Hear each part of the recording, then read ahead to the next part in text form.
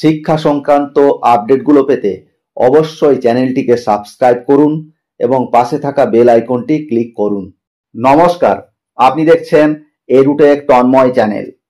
আজ 15 জানুয়ারি 2025 মধ্যশিক্ষা পর্ষদের পক্ষ থেকে 2025 সালের মাধ্যমিক পরীক্ষা চলাকালীন শিক্ষক, শিক্ষিকা এবং শিক্ষাকর্মীরা কি কি শর্তে চাইল্ড কেয়ার লিভ বা প্যাটার্নিটি লিভ পাবেন তার বিজ্ঞপ্তি দিয়েছে। 1 নম্বরে বলা হয়েছে, মাধ্যমিক পরীক্ষা 2025-এর সেন্টার বা ভেন্যু হিসাবে নির্বাচিত স্কুলগুলির শিক্ষক ও শিক্ষাকর্মীদের শুধুমাত্র এই পরিস্থিতিতে সিসিএল বা প্যাটার্নিটি লিভ মঞ্জুর করা যেতে পারে যদি তাদের সন্তান যে কোনো বোর্ডের মাধ্যমিক বা উচ্চ মাধ্যমিক পরীক্ষার্থী হয়।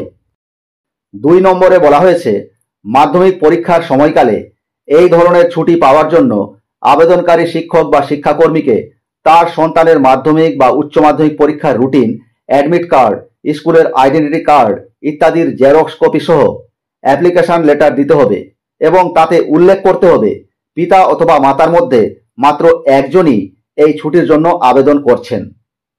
3 নম্বরে বলা হয়েছে, 2 নম্বরে উল্লেখিত ডকুমেন্টসগুলো সহ ছুটির আবেদনপত্র পরীক্ষা শুরুর 3 সপ্তাহ আগে সংশ্লিষ্ট স্কুলে জমা করবেন। 4 নম্বরে বলা হয়েছে, মধ্যশিক্ষা পর্ষদের কাছে ফরওয়ার্ড না করেই সংশ্লিষ্ট স্কুলের ম্যানেজিং কমিটি এই ধরনের চাইল্ড কেয়ার লিভ বা প্যাটার্নিটি লিভগুলি অনুমোদন করবেন। 5 নম্বরে বলা হয়েছে, ভেন্যু স্কুলের হেডমাস্টারের যদি পরীক্ষা পরিচালনায় শিক্ষক শিক্ষিকার ঘাটতি মনে হয় তাহলে ডিআই মাধ্যমিককে লিখিত জানাবেন। নন ভেন্যু স্কুল থেকে টিচার সরবরাহ করা হবে। 6 নম্বরে বলা হয়েছে, সেন্টার ও ভেন্যু হিসাবে নির্বাচিত স্কুলের শিক্ষক বা শিক্ষাকর্মী যদি এই ধরনের সিসিএল বা পিসিসিএল না পান, যেহেতু স্বামী স্ত্রীর মধ্যে একজনই এই ছুটি পাচ্ছেন, তাহলে যারা ছুটি পাচ্ছেন না তারা স্কুলে এসে ডিউটি করবেন, তবে স্ট্রং রুমে প্রবেশ, প্রশ্নপত্র খোলা, ইনভিজিলেশন ডিউটি করা যাবে না। 7 নম্বরে বলা হয়েছে, এই ধরনের ছুটি এনজয় করা শিক্ষক বা শিক্ষিকারা মাধ্যমিক 2025 পরীক্ষার উত্তরপত্র মূল্যায়নের দায়িত্ব পালন করতে বাধ্য থাকবেন।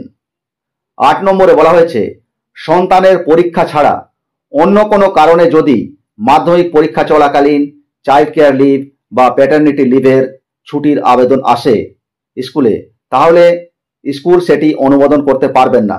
সংশ্লিষ্ট স্কুল মধ্যশিক্ষা পর্ষদের ডেপুটি সেক্রেটারি একাডেমিককে সেটি ফরওয়ার্ড করবেন অনুমোদনের জন্য। 9 নম্বরে বলা হয়েছে, সমস্ত শিক্ষক বা শিক্ষাকর্মী মাধ্যমিক পরীক্ষা চলাকালীন আননেসেসারি ছুটি না নেন, যাতে মাধ্যমিক পরীক্ষাটি সুষ্ঠুভাবে সম্পন্ন করা যায়। সকলকে সহযোগিতার হাত বাড়িয়ে দিতে বলা হয়েছে। এই হলো সামগ্রিক বিষয়বস্তু, আপনাদের সাথে শেয়ার করলাম। ধন্যবাদ।